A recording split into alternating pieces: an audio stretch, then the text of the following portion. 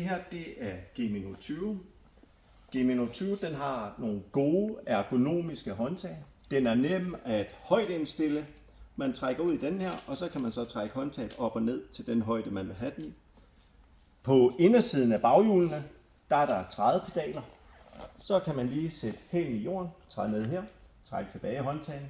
Så er det nemt at komme over kantsten og ind i busser med lav indstigningshøjde. Hvis man skal folde den sammen, hvis man for eksempel skal have den bag en bil, så trækker man op i sædet. Så er den foldet sammen.